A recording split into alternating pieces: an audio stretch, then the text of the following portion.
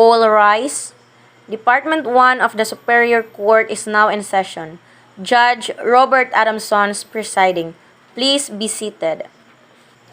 Good morning, ladies and gentlemen. Calling the case of the people of the Philippines. Gojan Santos, are both sides ready? Ready for the people, Your Honor. Ready for the defense, Your Honor. Will the clerk please swear in the jury? Will the jury please stand and raise your right hand? Do each of you swear that you will fairly try the case before this court, and that you will return a true verdict according to the evidence and the instructions of the court? So help you God. Please say, I do. You may be seated. Your Honor and ladies and gentlemen of the jury, the defendant has been charged with a crime of homicide happens while attempting to break a fight. A man was struck over the head with an ashtray by one of the combatants.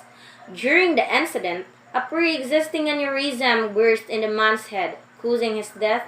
No arrest was made. Your Honor and ladies and gentlemen of the jury, under the law, my client is presumed innocent until proven guilty. During this trial, you will hear no real evidence against my client. You will come to know the truth that Gojan Santos was just forcefully and accidentally killed the victim. The prosecution may call its first witness. The people call the witness. Please stand. Raise your right hand. Do you promise that the testimony you shall give in the case before this court shall be truth, the whole truth, and nothing but truth? So help you God. I do. Please state your first name and last name. I am Mark Gomez. You may be seated.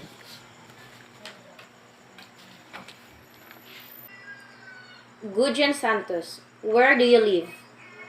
I live in St. Maria, Lewis Avenue Street. Where are you on February 27, Friday at 10:28 p.m.? I was passing at 102 St. Maria near the house of the incident. What did you witness on the day of the crime? I was talking at the time on the phone with my friends, and suddenly I hear two voices. We're arguing and yelling. So I looked and saw a man was killed on the spot by an ashtray. After that, I ran away out of fears. Did it occur to you at the time to call the police? Yes, but out of fears to be next that be killed, I decided not to call the police. Thank you. I have no other further questions. And no other witness, Your Honor. The witness is excused. Your Honor, the people rest their case. Ladies and gentlemen of the jury, I am now going to read to you the law that you must follow in deciding this case. To prove that crime charged against the defendant, the prosecution must prove three things to you. First, that the defendant killed the victim with an ashtray. Second, that the defendant claimed that the incident was just an accident. And third, that the victim's side strongly wants to pursue and detain the defendant with enough evidence. If each of you believes that the prosecution proved all three of these things beyond a reasonable doubt, then you should find the defendant guilty.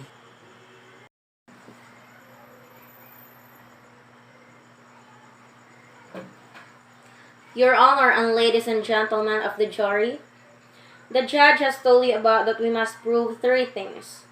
There is absolutely no questions about the first two things we must prove. First, the defendant was arrested in unlawfully killing the victim. Second, the witness testimony has proven to be true and exact, according to what the judge just told you. That is all we have to prove based on the evidence. You must find the defendant guilty. The jury finds the defendant guilty. The jury is thanked and excused. Court is adjourned.